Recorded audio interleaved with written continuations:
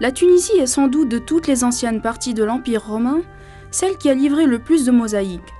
Ce constat trouve explication dans de nombreuses vérités. La première d'entre toutes est économique. Le pays étant prospère, sa bourgeoisie urbaine pouvait orner de pavements ses somptueuses demeures et villas. Cependant, l'économie à elle seule ne peut justifier une production si importante qu'elle en est difficilement quantifiable. En effet, si l'on en juge d'après les pavimenta punica trouvés à Carthage, sur la colline de Byrsa, mais aussi à Kérkouane, à Utique et au Cap Bon du côté de Rastrek, l'engouement des Africains pour la mosaïque remonte à l'époque carthaginoise.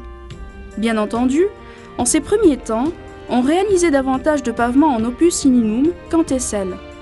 Aussi la représentation était-elle timorée. Un signe de Tanit, un poisson ou tout au plus des dauphins. Toutefois, on a quand même trouvé dans des niveaux archéologiques africains des 4e et 3e siècles un opus teslatum figurant des compositions avec un registre iconographique assez dense.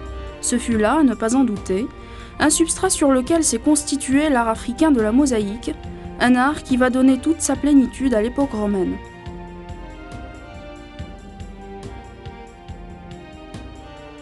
L'histoire de la mosaïque tunisienne est l'histoire d'une véritable école qui peu à peu s'est affranchie de Rome pour développer ses propres tendances.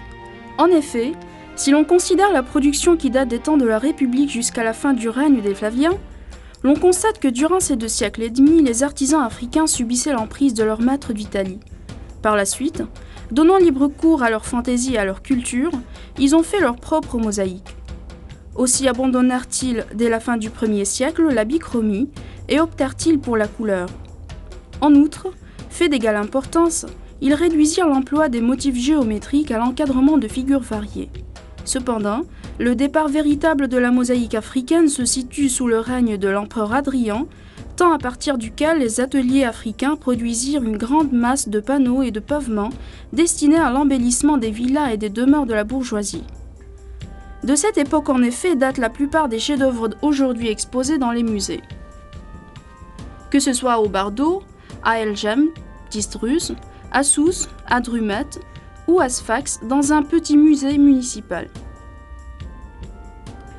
Bien entendu, nous ne pouvons donner ici qu'un aperçu impérativement succinct d'une production ô combien riche et ô combien diverse.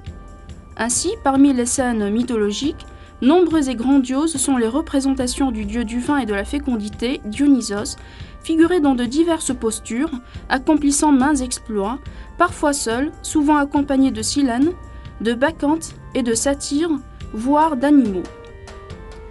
De cette catégorie sont également les mosaïques vouées à la gloire de Neptune, maison de Sorotus à Sousse, à Sheba, etc.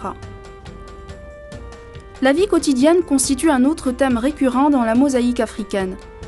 Ici, les scènes sont des plus diverses. Elles vont de la vie rurale dans le domaine privé, à des scènes de chasse, de pêche ou même d'activités ludiques, telles ces représentations spectaculaires mais réalistes des jeux du cirque et de l'amphithéâtre.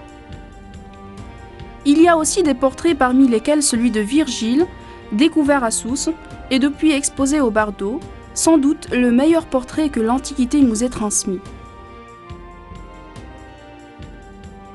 À tous ces thèmes s'ajoutent d'autres qui, pour être traditionnels, n'en sont pas moins dignes d'intérêt, tel le thème des saisons dont on trouve des centaines de représentations.